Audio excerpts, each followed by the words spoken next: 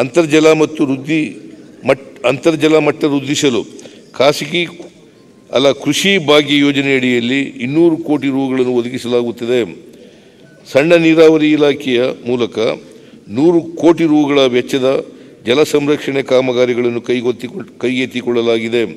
ಪ್ರಸಕ್ತ ಸಾಲಿನಲ್ಲಿ ರಾಜ್ಯ ವಿಪತ್ತು ಉಪಶಮನ ನಿಧಿಯಿಂದ ಒಟ್ಟು 500 ಕೋಟಿ ರುಗಳ ವೆಚ್ಚದಲ್ಲಿ ವಿವಿಧ ಬರ ಉಪಶಮನ ಕಾರ್ಯಕ್ರಮಗಳು ತೆಗೆದುಕೊಳ್ಳಲು ಕ್ರಮ ವಹಿಸಲಾಗುವುದು. 15ನೇ ಹಣಕಾಸು ಆಯೋಗವು 2011-17ರ ಅವಧಿಯಲ್ಲಿನ ವೆಚ್ಚವನ್ನು ಆಧರಿಸಿ ಪರಿಹಾರ ಮೊತ್ತ ನಿಗದಿ ಮಾಡಿರುವುದರಿಂದ ರಾಜ್ಯಕ್ಕೆ 21-26ರ ಅವಧಿಗೆ ನಿಗದಿಪಡಿಸಿರುವ SDRF ಮೊತ್ತ ಹಂಚಿಕೆಯು ಆನೆಯ ಹೊಟ್ಟೆಗೆ ಅರೆಕಾಸಿನ ಮಜ್ಜಿಗೆಯಂತೆ ಅತ್ಯಂತ ನಿರಾಶಾದಾಯಕವಾಗಿದೆ. 218ರಿಂದ ಪ್ರತಿ ವರ್ಷವೂ ರಾಜ್ಯವು ಅನುಭವಿಸಿದ ತೀವ್ರ ನೈಸರ್ಗಿಕ ವಿಪತ್ತುಗಳಿಂದ ಅಂದಾಜು 1.21 ಲಕ್ಷ ಕೋಟಿ ರುಗಳ ನಷ್ಟವುಂಟಾಗಿದೆ. ಕೇಂದ್ರ ಸರ್ಕಾರವು 2018ರಿಂದ ಇಲ್ಲಿವರೆಗೆ ಬಿಡುಗಡೆಗೊಳಿಸಿದ್ದ 9,300 ಕೋಟಿ ರುಗಳಿಗೆ ಎದುರಾಗಿ ರಾಜ್ಯ ಸರ್ಕಾರವು ತನ್ನ ಬೊಕ್ಕಸದಿಂದ ವಿವಿಧ ಇಲಾಖೆಗಳ ಮೂಲಕ 15,874 ಕೋಟಿ ರುಗಳನ್ನು ವೆಚ್ಚ ಮಾಡಿದೆ. ರಾಜ್ಯಗಳಿಗೆ NDRF ಅನುದಾನ ನಿಗದಿಪಡಿಸುವ ಸಂದರ್ಭದಲ್ಲಿ ರಾಜ್ಯ ಸರ್ಕಾರಗಳು ಪ್ರಕೃತಿ ವಿಕೋಪಗಳನ್ನು ನಿಭಾಯಿಸಲು ಎಲ್ಲ ಇಲಾಖೆಗಳ ಮೂಲಕ ವೆಚ್ಚ ಮಾಡಿರುವ ಅನುದಾನವನ್ನು ಪರಿಗಣಿಸುವುದರ ಜೊತೆಗೆ ಪ್ರಕೃತಿ ವಿಕೋಪಕ್ಕೆ ತುತ್ತಾಗುವ ಸಾಧ್ಯತೆಗಳನ್ನು ಕೂಡ ಪರಿಗಣಿಸಬೇಕೆಂದು ಕೇಂದ್ರ ಸರ್ಕಾರಕ್ಕೆ ಹಾಗೂ 16ನೇ ಹಣಕಾಸು ಆಯೋಗಕ್ಕೆ ಒತ್ತಾಯಿಸಲಾಗುವುದು. ಶಾಲಾ ಮಕ್ಕಳಿಗೆ ಹವಾಮಾನ ಬದಲಾವಣೆಯ ಪರಿಣಾಮದ ದೃಶ್ಯಗಳು ಮತ್ತು ಹವಾಮಾನ ಬದಲಾವಣೆ ಪರಿಹಾರಗಳು ಕುರಿತು ಅರಿವು ಮೂಡಿಸಲು ಹವಾಮಾನ ಬದಲಾವಣೆ ಅನುಭವ ಕೇಂದ್ರವನ್ನು 10 ಕೋಟಿ ರುಗಳ ವೆಚ್ಚದಲ್ಲಿ ಪ್ರಾರಂಭಿಸಲಾಗುವುದು. ನೋಂದಣಿ ಪ್ರಕ್ರಿಯೆಯಲ್ಲಿ ನಾಗರಿಕ ಸ್ನೇಹಿ ಸುಧಾರಣೆಗಳನ್ನು ತರಲು ಈ ಕೆಳಕಂಡ ಉಪಕ್ರಮಗಳನ್ನು ಜಾರಿಗೆ ತರಲು ಉದ್ದೇಶಿಸಲಾಗಿದೆ. ಕಡ್ಡಾಯವಾಗಿ ನೋಂದಾಯಿಸಬಹುದಾದ ಆಯ್ದ ದಾಖಲೆಗಳ ಈ ನೋಂದಣಿಯನ್ನು ತನ್ನ ಸಬ್ ರಿಜಿಸ್ಟ್ರಾರ್ ಕಚೇರಿಗಳಲ್ಲಿ 2 ಪಕ್ಷಗಳ ಉಪಸ್ಥಿತಿ ಇಲ್ಲದೆ ನೋಂದಣಿ ಮಾಡಲು ಕ್ರಮ. ಎನಿಟೈಮ್ ಎನಿವೇರ್ ರಿಜಿಸ್ಟ್ರೇಷನ್ ಕಾರ್ಯಕ್ರಮವನ್ನು ಇಡೀ ರಾಜ್ಯಕ್ಕೆ ವಿಸ್ತರಿಸಲು ನೋಂದಣಿ ಮತ್ತು ಮುದ್ರಾಂಕ ಕಾಯ್ದೆಗಳಿಗೆ ತಿದ್ದುಪಡಿ. ಸ್ಥಿರಾಸ್ತಿ ನೋಂದಣಿಗೆ ಸಂಬಂಧಿಸಿದ ಎಲ್ಲ ತಂತ್ರಾಂಶಗಳ ಏಕೀಕರಣ. ನಾಗರಿಕ ಅನುಕೂಲಕ್ಕಾಗಿ ಭಾನುವಾರ ಸಹ ಆಯ್ದ ಉಪ ನೋಂದಣಾಧಿಕಾರಿ ಕಚೇರಿಯನ್ನು ತೆರೆಯಲಾಗುವುದು. ನಾಗರಿಕರು ದೃಢೀಕೃತ ಪ್ರತಿಗಳನ್ನು ಪಡೆಯುವಲ್ಲಿನ ವಿಳಂಬವನ್ನು ತಗ್ಗಿಸಲು ಕೇಂದ್ರೀಕೃತ ವರ್ಚುವಲ್ ವಿತರಣಾ ವ್ಯವಸ್ಥೆಯ ಮೂಲಕ ದಾಖಲೆಗಳ ವಿತರಣೆಯನ್ನು ಸ್ವಯಂಚಾಲಿತಗೊಳಿಸಲಾಗುವುದು. ಪಾರದರ್ಶಕವಾಗಿ ಯಾವುದೇ ರೀತಿಯ ತೊಂದರೆಗಳಿಲ್ಲದೆ ನೋಂದಣಿ ಕೆಲಸವನ್ನು ಸಾರ್ವಜನಿಕರಿಗೆ ತಲುಪಿಸಲು ನಿಯಮಗಳಿಗೆ ಅಗತ್ಯ ತಿದ್ದುಪಡಿಗಳನ್ನು ತರಲಾಗುವುದು. ಧಾರ್ಮಿಕ ದತ್ತಿ. ಹೊರ ರಾಜ್ಯಗಳಲ್ಲಿನ ಪವಿತ್ರ ಪುಣ್ಯಕ್ಷೇತ್ರಗಳಾದ ತಿರುಮಲ, ಶ್ರೀಶೈಲ, ವಾರಣಾಸಿ ಮತ್ತು ಗುಡ್ಡಾಪುರಕ್ಕೆ ಭೇಟಿ ನೀಡುವ ಕರ್ನಾಟಕದ ಭಕ್ತಾದಿಗಳ ಅನುಕೂಲಕ್ಕಾಗಿ ಸುಸಜ್ಜಿತ ವಸತಿ ಸಂಕೀರ್ಣಗಳನ್ನು ನಿರ್ಮಿಸಲಾಗುತ್ತಿದೆ. ತಿರುಮಲದಲ್ಲಿ 200 ಕೋಟಿ ರುಗಳ ಕಾಮಗಾರಿ ಅಂತಿಮ ಹಂತದಲ್ಲಿದೆ. ಶ್ರೀಶೈಲದಲ್ಲಿ 85 ಕೋಟಿ ರು ವೆಚ್ಚದಲ್ಲಿ ಮತ್ತು ಗುಡ್ಡಾಪುರದಲ್ಲಿ 11 ಕೋಟಿ ರು ವೆಚ್ಚದ ಕಾಮಗಾರಿಗಳು ಪ್ರಗತಿಯಲ್ಲಿವೆ. ಪ್ರಸಕ್ತ ಸಾಲಿನಲ್ಲಿ ವಾರಣಾಸಿಯಲ್ಲಿ 5 ಕೋಟಿ ರು ವೆಚ್ಚದಲ್ಲಿ ಕಾಮಗಾರಿಗಳನ್ನು ಕೈಗೆತ್ತಿಕೊಳ್ಳಲಾಗುವುದು. ಮಂತ್ರಾಲಯಕ್ಕೆ ಸಂಪರ್ಕ ಕಲ್ಪಿಸಲು ರಾಯಚೂರಿನ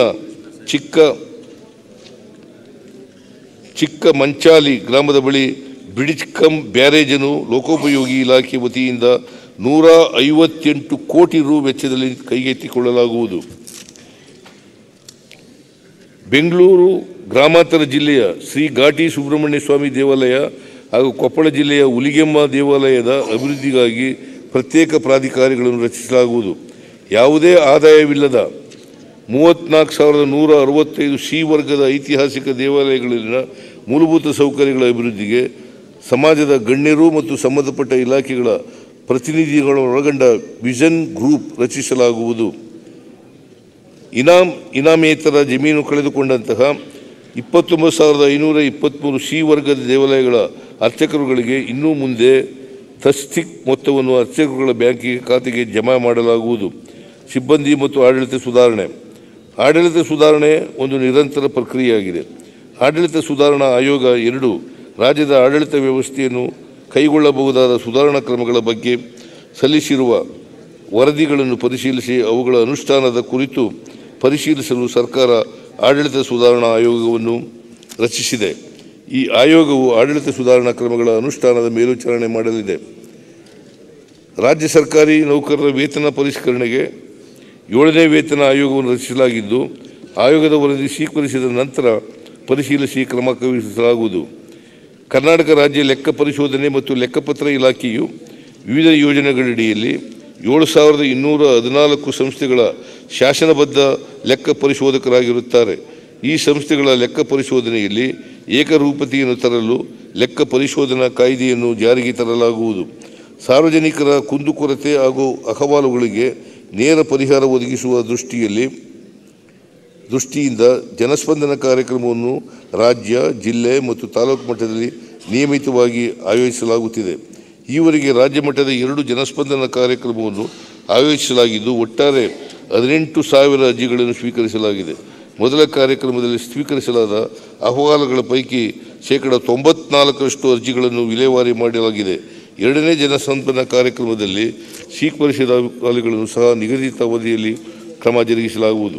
ಈ ಆಡಳಿತ ನಮ್ಮ ಸರ್ಕಾರವು ತಂತ್ರಜ್ಞಾನ ಬಳಕೆಯ ಮೂಲಕ ನಾಗರಿಕರಿಗೆ ಸರ್ಕಾರದ ಸೇವೆಗಳನ್ನು ಸುಲಭವಾಗಿ, ಪರಿಣಾಮಕಾರಿಯಾಗಿ ಹಾಗೂ ಪಾರದರ್ಶಕವಾಗಿ ಒದಗಿಸಲು ಮತ್ತು ಅರ್ಹ ಫಲಾನುಭವಿಗಳಿಗೆ ಈ ಸೌಲಭ್ಯಗಳನ್ನು ನೀಡುವಲ್ಲಿ ಸಕಾಲದಲ್ಲಿ ತಲುಪುವುದನ್ನು ಖಾತರಿಪಡಿಸಲು ಆದ್ಯತೆ ನೀಡುತ್ತದೆ. ಕುಟುಂಬ ದತ್ತಾಂಶದ ಮೂಲಕ ರಾಷ್ಟ್ರದ ಅತಿದೊಡ್ಡ ಜನಕಲ್ಯಾಣ ಕಾರ್ಯಕ್ರಮಗಳಾದ 5 ಗ್ಯಾರಂಟಿ ಯೋಜನೆಗಳನ್ನು ಕೇವಲ 3 ತಿಂಗಳಲ್ಲಿ 5 ಕೋಟಿಗೂ ಹೆಚ್ಚು ಫಲಾನುಭವಿಗಳಿಗೆ ತಲುಪಿಸಲು ಸಾಧ್ಯವಾಗಿದೆ. ಪ್ರಸಕ್ತ ಸಾಲಿನಲ್ಲಿ 36,000 ಕೋಟಿ ರೂಗಳಷ್ಟು ಬೃಹತ್ ಮೊತ್ತವನ್ನು ಅರ್ಹ ಫಲಾನುಭವಿಗಳ ಖಾತೆಗಳಿಗೆ ನೇರ ನಗದು ವರ್ಗಾವಣೆ ಮಾಡಲಾಗುತ್ತಿದೆ. ಈ ತಂತ್ರಾಂಶವನ್ನು ಇನ್ನಷ್ಟು ಬಲಪಡಿಸಲು ಆದ್ಯತೆ ನೀಡಲಾಗುವುದು. ವಿವಿಧ ಫಲಾನುಭವಿ ಆಧಾರಿತ ಯೋಜನೆಗಳ ಅಡಿಯಲ್ಲಿ ನಗದು ವರ್ಗಾವಣೆಯನ್ನು ರಾಜ್ಯ DBT ವೇದಿಕೆಯ ಮೂಲಕ ಜಾರಿಗೊಳಿಸಲಾಗುತ್ತಿದೆ. ಫಲಾನುಭವಿಗಳಿಗೆ ನೀಡುತ್ತಿರುವ ನಗದು ರಹಿತ ಪ್ರಯೋಜನಗಳನ್ನು ಸಹ ಹಂತವಾಗಿ ರಾಜ್ಯ DBT ವೇದಿಕೆಯ ಅಡಿಯಲ್ಲಿ ತರಲಾಗುವುದು.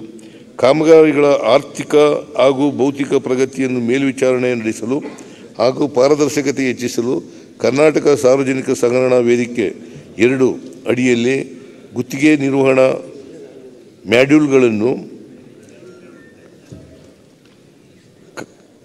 ಕಾಂಟ್ರಾಕ್ಟ್ ಮ್ಯಾನೇಜ್ಮೆಂಟ್ ಮಾಡ್ಯೂಲ್ ಹಂತವಾಗಿ ಎಲ್ಲ ಇಲಾಖೆಗಳಿಗೆ ವಿಸ್ತರಿಸಲಾಗುವುದು. ವಿದ್ಯಾರ್ಥಿಗಳಿಗೆ ಶೈಕ್ಷಣಿಕ ನೆರವು ಮತ್ತು ಉದ್ಯೋಗ ಅವಕಾಶಗಳನ್ನು ಸಮರ್ಥವಾಗಿ ಒದಗಿಸಿ ಅವರ ಭವಿಷ್ಯದ ಯಶಸ್ಸನ್ನು ಪ್ರೋತ್ಸಾಹಿಸಲು ಉನ್ನತ ಶಿಕ್ಷಣ ಕ್ಷೇತ್ರದಲ್ಲಿ ವಿದ್ಯಾವಾರಿಧಿ ಎಂಬ ಸಮಗ್ರ ದತ್ತ ಸಂಚಯವನ್ನು ನಿರ್ಮಿಸಲಾಗುವುದು. ಆರ್ಟಿಫಿಷಿಯಲ್ ಇಂಟೆಲಿಜೆನ್ಸ್, ಮಿಷಿನ್ ಲರ್ನಿಂಗ್ ಆಧಾರಿತ ತಂತ್ರಾಂಶಗಳನ್ನು ಬಳಸಿಕೊಂಡು ಆಡಳಿತ ವ್ಯವಸ್ಥೆಯನ್ನು ಬಲಪಡಿಸಲು ಅತ್ಯಾಧುನಿಕ ತಂತ್ರಜ್ಞಾನಗಳನ್ನು ಒಳಗೊಂಡ ಆರ್ಟಿಫಿಷಿಯಲ್ ಇಂಟೆಲಿಜೆನ್ಸ್ ಮಿಷಿನ್ ಲರ್ನಿಂಗ್ ಆಡಳಿತ ಘಟಕವನ್ನು ಸ್ಥಾಪಿಸಲಾಗುವುದು.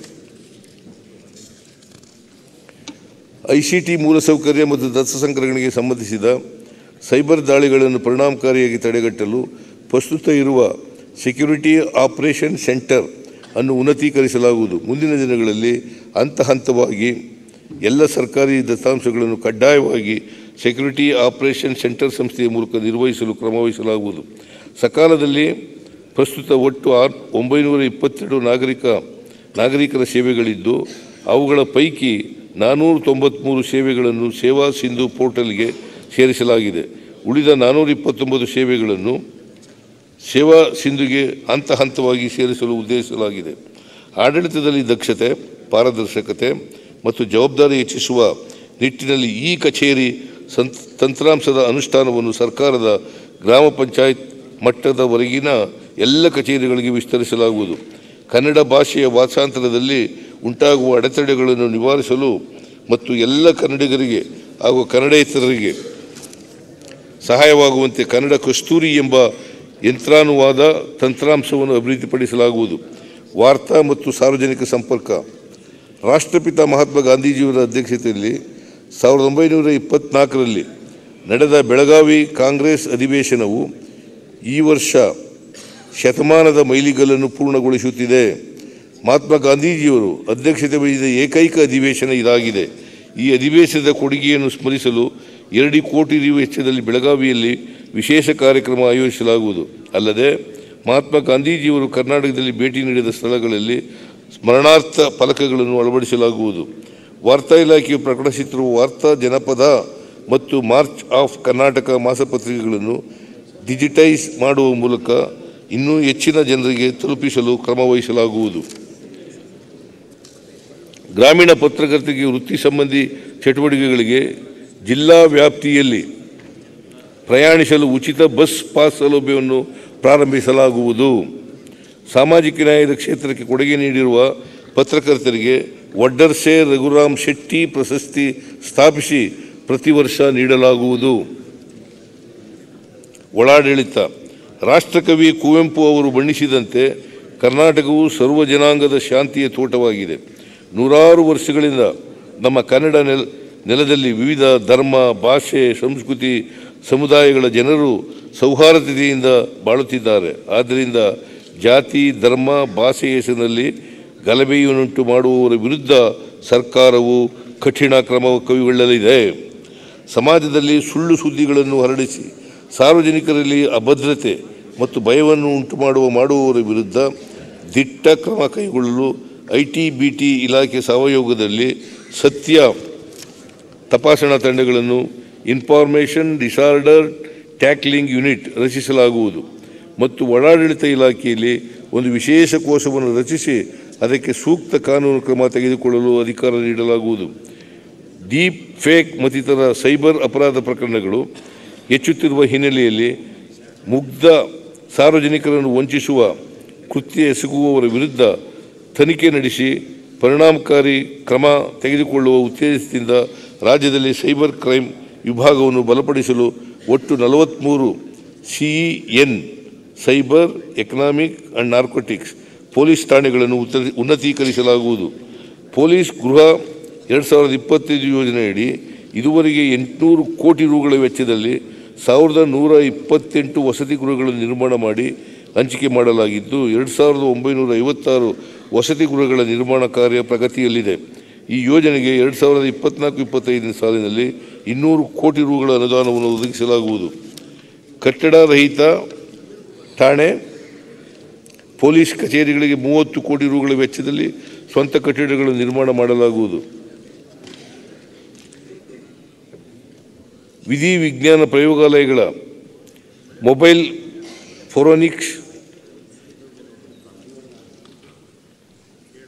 ಫೋರೆನ್ಸಿಕ್ ಆಡಿಯೋ ಮತ್ತು ವಿಡಿಯೋ ವಿಭಾಗಗಳನ್ನು ಬಲಪಡಿಸಲು 10 ಕೋಟಿ ರುಗಳ ವೆಚ್ಚದಲ್ಲಿ ಅಗತ್ಯ ಉಪಕರಣಗಳನ್ನು ಮತ್ತು ತಂತ್ರಾಂಶಗಳನ್ನು ಒದಗಿಸಲಾಗುವುದು. ರಾಜ್ಯದ ಎಲ್ಲ ಕಾರಾಗೃಹಗಳ ಸುಗಮ ಆಡಳಿತ ಮತ್ತು ಭದ್ರತೆಗಾಗಿ 5 ಕೋಟಿ ರು ವೆಚ್ಚದಲ್ಲಿ ಕೃತಕ ಬುದ್ಧಿಮತ್ತೆ, ತಂತ್ರಾಂಶ, ಬ್ಯಾಗೇಜ್ ಸ್ಕ್ಯಾನರ್ ಮುಂತಾದ ಆಧುನಿಕ ಉಪಕರಣಗಳನ್ನು ಖರೀದಿಸಲಾಗುವುದು. ಶಿವಮೊಗ್ಗ ಜಿಲ್ಲೆಯಲ್ಲಿ 100 ಕೋಟಿ ರುಗಳ ವೆಚ್ಚದಲ್ಲಿ ಹೊಸ ಸೆಕ್ಯೂರಿಟಿ ಕಾರಾಗೃಹವನ್ನು ನಿರ್ಮಿಸಲಾಗುವುದು.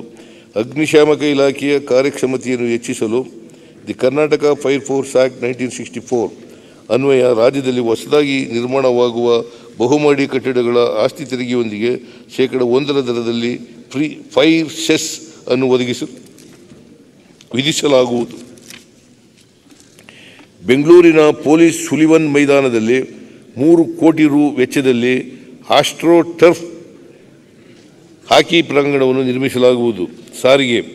ಶಕ್ತಿ ಯೋಜನೆಯು ನಮ್ಮ ಸರ್ಕಾರ ಅಧಿಕಾರಕ್ಕೆ ಬಂದು ತಿಂಗಳೊಳಗೆ ಜಾರಿಗೊಳಿಸಿದ ಮೊದಲ ಗ್ಯಾರಂಟಿ ಯೋಜನೆಯಾಗಿದೆ. ಈ ಯೋಜನೆಯಡಿ ಮಹಿಳೆಯರು, ವಿದ್ಯಾರ್ಥಿನಿಯರು ಹಾಗೂ ಲಿಂಗತ್ವ ಅಲ್ಪಸಂಖ್ಯಾತರಿಗೆ ಉಚಿತ ಬಸ್ ಪ್ರಯಾಣ ಸೌಲಭ್ಯ ನೀಡಲಾಗುತ್ತಿದೆ.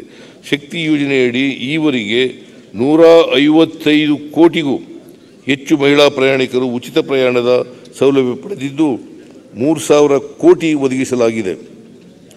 ಶಕ್ತಿ ಯೋಜನೆಯ ಕುರಿತು ನಡೆಸಿದ ಸಮೀಕ್ಷೆಯಿಂದ ಯೋಜನೆಗೆ ಸಕಾರಾತ್ಮಕ ಸ್ಪಂದನೆ ದೊರಕಿರುವುದು ಸ್ಪಷ್ಟವಾಗುತ್ತದೆ. ಈ ಯೋಜನೆಯ ಮೂಲಕ ಮಹಿಳಾ ಸಬಲೀಕರಣ ಹಾಗೂ ಸ್ವಾತಂತ್ರ್ಯಕ್ಕೆ ಹೆಚ್ಚಿನ ಒತ್ತು ನೀಡಿದ್ದೇವೆ.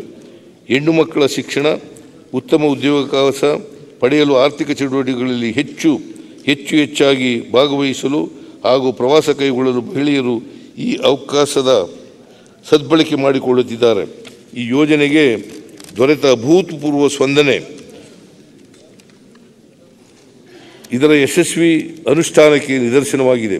ಉಡುಪಿ, ಚಿಕ್ಕಬಳ್ಳಾಪುರ, ನೆಲಮಂಗಲ, ಮಡಿಕೇರಿ, ಮಧುಗಿರಿ ಮತ್ತು ಹುಣಸೂರಿನಲ್ಲಿ ಅಂದಾಜು 36 ಕೋಟಿ ರುಗಳ ವೆಚ್ಚದಲ್ಲಿ ಸ್ವಯಂ ಚಾಲಿತ ಚಾಲನಾ ಪರೀಕ್ಷಾ ಪಥಗಳು ಹಾಗೂ ದೇವನಹಳ್ಳಿ ಮತ್ತು ತುಮಕೂರಿನಲ್ಲಿ ಒಟ್ಟು 10 ಕೋಟಿ ರುಗಳಲ್ಲಿ ವೆಚ್ಚದಲ್ಲಿ ಸೀಜಿಂಗ್ ಯಾರ್ಡ್ಗಳನ್ನು ನಿರ್ಮಿಸಲಾಗುವುದು. ಅರ್ಹತಾ ಪತ್ರ ನವೀಕರಣಕ್ಕೆ ಬರುವಂಥ ಎಲ್ಲ ಸಾರಿಗೆ ವಾಹನಗಳಿಗೆ ಅರ್ಹತಾ ಪರೀಕ್ಷೆ ಕೈಗೊಳ್ಳಲು 32 ಸ್ಥಳಗಳಲ್ಲಿ ಸಾರ್ವಜನಿಕ ಖಾಸಗಿ ಸಹಭಾಗಿತ್ವದಲ್ಲಿ ಸ್ವಯಂ ಚಾಲಿತ ಪರೀಕ್ಷಾ ಕೇಂದ್ರಗಳನ್ನು ಅಭಿವೃದ್ಧಿಗೊಳಿಸಲಾಗುವುದು. ಸಾರಿಗೆ ಇಲಾಖೆಯಲ್ಲಿ ನೋಂದಣಿಯಾಗಿರುವ ಎಲ್ಲ ವಾಹನಗಳ ದಾಖಲಾತಿಗಳ ಡಿಜಿಟಲೀಕರಣಕ್ಕೆ ಒಂದು ಯೋಜನೆಯನ್ನು ಜಾರಿಗೊಳಿಸಲಾಗುವುದು.